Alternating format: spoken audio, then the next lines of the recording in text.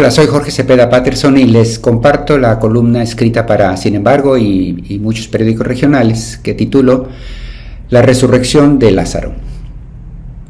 Y es que la designación de Lázaro Cárdenas Batel como responsable de la oficina de la presidencia del próximo sexenio es un dato trascendente en más de un sentido.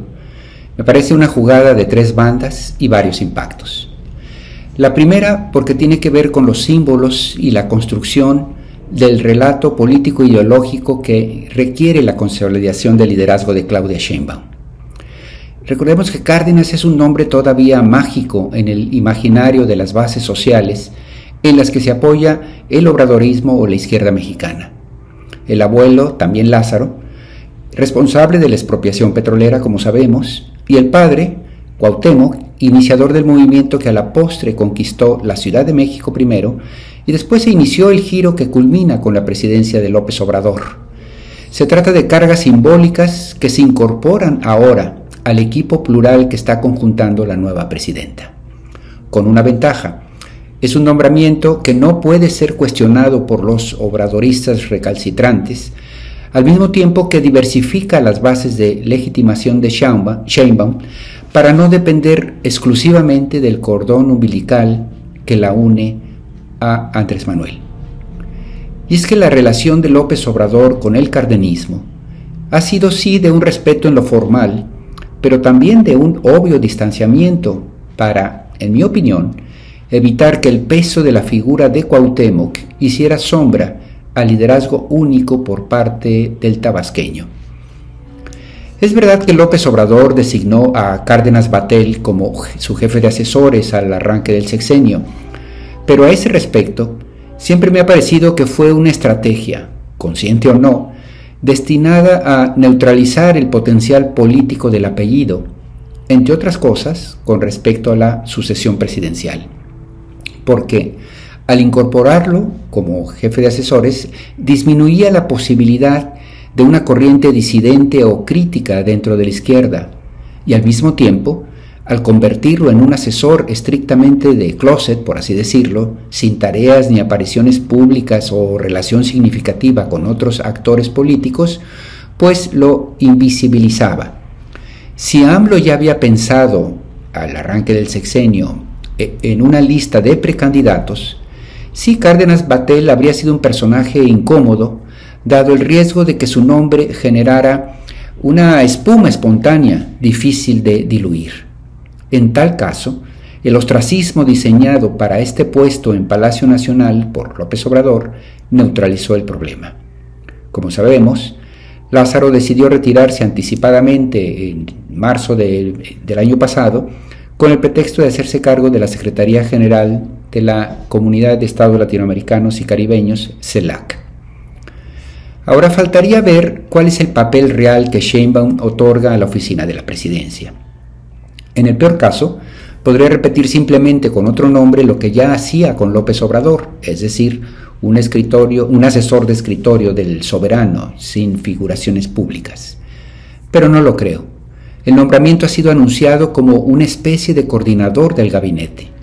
En su versión más amplia, eso lo convertiría en un operador político clave.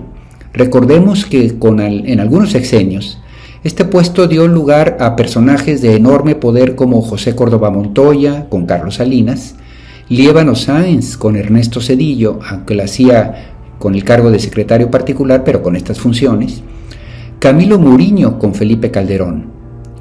Por el contrario, con López Obrador recayó en Alfonso Romo, con el encargo específico de coordinar la relación con los empresarios, pero sin peso político real, al grado que terminó por interrumpirse al poco tiempo.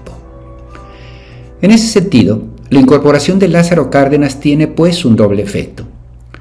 Como decía, por un lado una carga simbólica por el indudable peso histórico que el apellido posee al margen del obradorismo, y segundo, un anticipo de lo que puede ser la operación política de la próxima presidenta. La coordinación del gabinete desde Palacio Nacional constituye una definición por ausencia de lo que no va a ser la Secretaría de Gobernación. Esto es importante porque frente a la fuerza que detenta el gabinete económico próximo, con pesos pesados como Ramírez de la O en Hacienda, Marcelo Ebrard en Economía, y dos alfileres sumamente capaces y de todas las confianzas de Claudia, como son Luz Helena González en Energía y Altagracia Gómez para la coordinación con empresarios, la parte política, en cambio, parecería el flanco débil. Rosa Isela Rodríguez en Gobernación tiene sentido como una figura de transición entre dos administraciones, pero francamente podría constituir una responsabilidad abrumadora el reto que se viene encima. Tras una presidencia de enorme dominio como fue la de López Obrador, los actores políticos, yo diría que cuentan los días, para buscar ampliar sus márgenes de maniobra e impulsar sus propias agendas, y no siempre estas coincidirán con las prioridades de Palacio.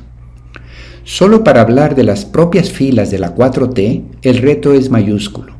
Gobernadores, veintitantos gobernadores de Morena, los coordinadores de las cámaras como Ricardo Monreal y Adán Augusto López, todos ellos con intereses específicos, la nueva dirigencia de Morena, que intentará favorecer su propia versión de lo que considere es el obradorismo, los partidos aliados y sus dirigencias que intentarán cobrar su recompensa, etcétera, etcétera.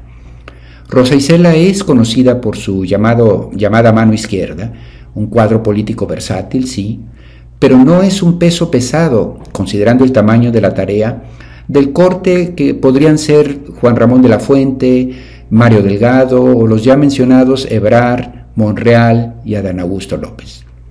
En suma, el nombramiento de Cárdenas en esta importante tarea también puede ser leído como una forma de descargar a Gobernación de tareas esenciales de la coordinación política. Una tercera implicación, aun cuando no sea uno de los motivos de su nombramiento, es, querámoslo o no, la sucesión presidencial 2030, el próximo sexenio. El arranque, es decir, lo que sigue del próximo sexenio. El arranque de un nuevo gabinete origina en automático precandidatos naturales prácticamente desde el primer día. En la lista estarían ya de entrada García Harfuch, Marcelo Ebrard, Juan Ramón de la Fuente, más los que se vayan sumando, y ahora el nombre de Lázaro Cárdenas. Y no porque necesariamente la busquen, al menos no todos ellos, sino porque las miradas y comentarios comenzarán a buscarlos desde el primer instante. Desde luego, todas esas consideraciones pueden no ser otra cosa que una especulación, admito. Quizá simplemente se trata de parte de Claudia Sheinbaum de una decisión lógica y práctica a partir de los recursos humanos con los que cuenta y las muchas necesidades por cubrir. Cárdenas es un buen cuadro y puede ser útil, y punto.